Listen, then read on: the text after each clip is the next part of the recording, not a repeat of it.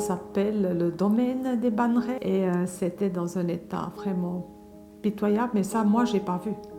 Moi, j'ai vu tout le potentiel qu'on pouvait faire et j'avais envie de faire une résidence pour personnes âgées.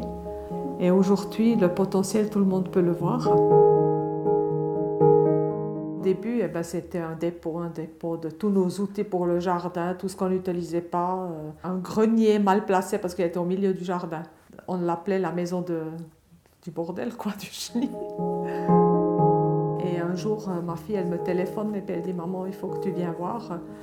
Le plafond est descendu. » J'ai dit maintenant, je peux enfin mettre tous ces outils dehors, restaurer et l'utiliser comme lieu de rencontre pour les locataires du Banneret et nous-mêmes et nos amis et la famille. Et puis j'ai appelé Marcus, que je connaissais. Je savais qu'il faisait avec ces gens qui ont des handicaps cognitifs des restaurations. Et il est venu voir et comme il est tombé amoureux du truc et il voyait aussi le potentiel, il a dit, on se lance ensemble dans ce Challenge. Also ist mir natürlich sofort klar geworden, dass das eigentlich über das hinausgeht, was wir bis jetzt gemacht haben an Gebäuden. Man hat sofort gesehen, dass der Dachstuhl komplett kaputt ist. Man hat dann später auch gesehen, dass da 32 Balkenenden waren, also noch eindrückliche Schnitzereien an den Balken, die man von Hang machen muss. Mit diesen Gittern, die rundherum als Ziergitter montiert wurden, die mussten alle nachschaffen, weil 80-90% verfault war. Also im Prinzip haben wir von Grund auf das Gebäude ausser einer Wand, zwei, drei Wände, haben wir neu müssen schaffen, gemäss den Vorgaben, die wir hatten.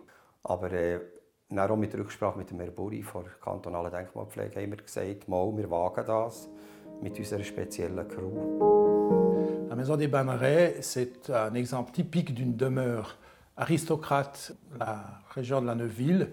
On est en dehors des murs de la vieille ville et on se trouve dans un petit objet qui n'a pas pu être daté à ce jour, qui a servi comme serre et comme bûcher pour ces jardins.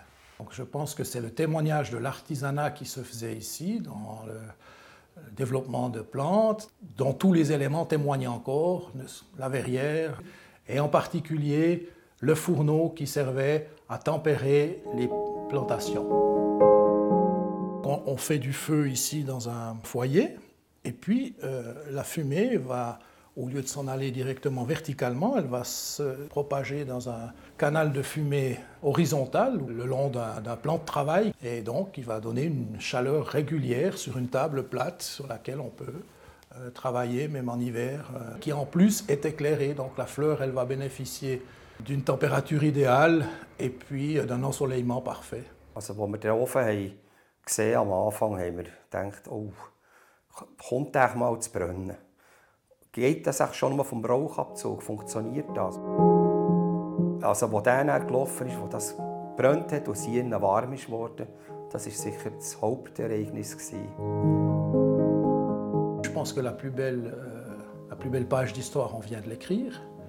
C'est qu'on a trouvé ici une propriétaire qui a eu le courage de se lancer dans la restauration d'un objet insignifiant, au premier abord, et puis trouver aussi un artisan passionné qui a su réunir tous les savoir-faire qui étaient nécessaires pour la restauration, fidèle aux techniques d'origine.